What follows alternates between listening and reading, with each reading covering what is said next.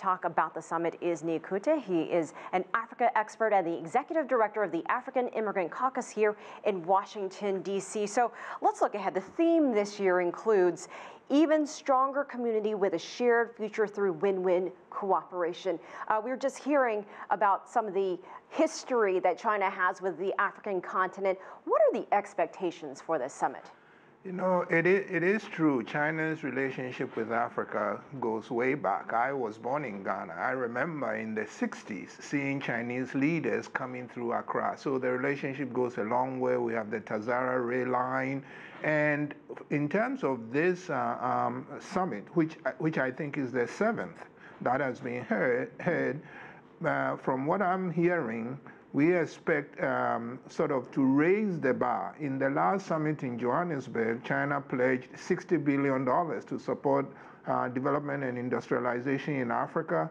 I know that they will be having bilateral meetings in Beijing on the sidelines of the overall summit. So I expect to see further announcements of various agreements of development assistance, development loans to Africa, which will fit into the Belt and Road Initiative. So I am looking to see new announcements of new projects. And also, you know, just days ago, like a month ago in July, President Xi went to 4 African countries, including South Africa. So I think the relationship, they are knitting the relationship between Africa and China closer and closer and taking it to new levels.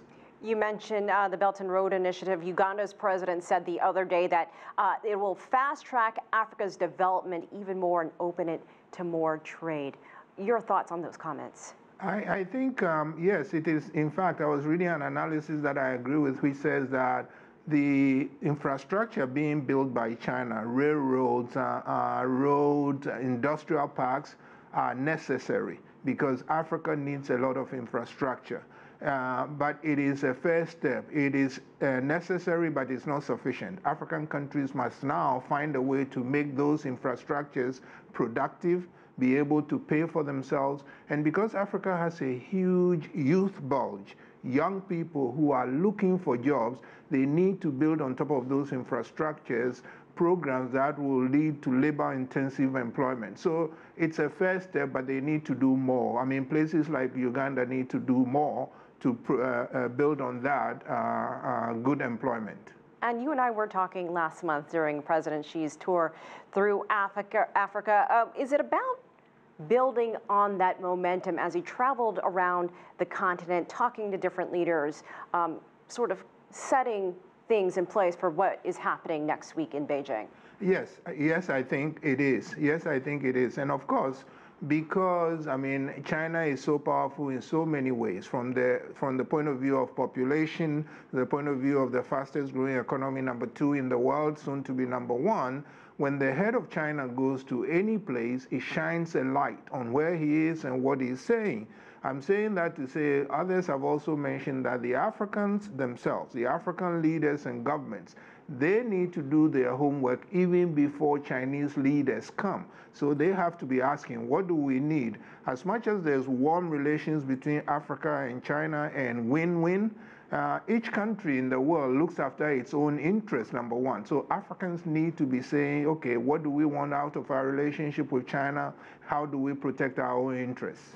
And it's not just leaders arriving in Beijing, attending the summit. There will also be hundreds of business leaders from Africa there. What do they hope to accomplish? What are they hoping to hear, and what kind of business are they hoping to do? I think, you know, originally, African businessmen who went to Africa were looking to import Chinese-made goods that were affordable for Africans. I think now they want to take it to a new level. Many of them want to set up factories. They want to rely on Chinese financial investment. They want to rely on Chinese infrastructure, expertise, and capacity. So they are looking to build factories in Africa as one way, because as everybody knows, Africa has a lot of resources that the whole world wants. but we need to get to the point where we don't just export raw materials, we process them, and that calls for factories and industrial parks. So I think the African leaders who are now in China, and you are right, anytime a head of state goes somewhere, there's a whole delegation of business people behind them. The British Prime Minister was just in 3 African countries. She did the same thing. So yes, there are African business people who have gone with the leaders, and in my opinion, they are looking to set up factories and processing plants.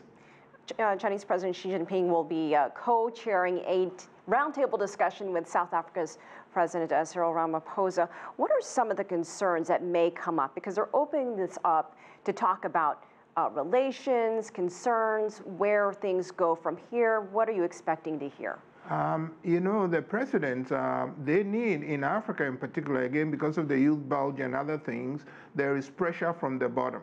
And so I think a president like Cyril Ramaphosa will be wanting to make arrangements where if he goes back home, he's able to talk to his grassroots and say, these are their concerns, these are the things that they want. So in my opinion, you know, African leaders get a lot of criticism from their base, from civil society. So they want issues where people are concerned about. There have been some complaints about, for instance, sometimes labor rights, Africans who are working for Chinese companies in Africa, there have been complaints. So I think it is those things that civil society in Africa will want to look at, that a leader like Ramaphosa would want to make sure they talk about those. Nii Akuetteh, a good preview of what's to come this big summit next week. Thank you for joining us. My pleasure. Thanks for having me.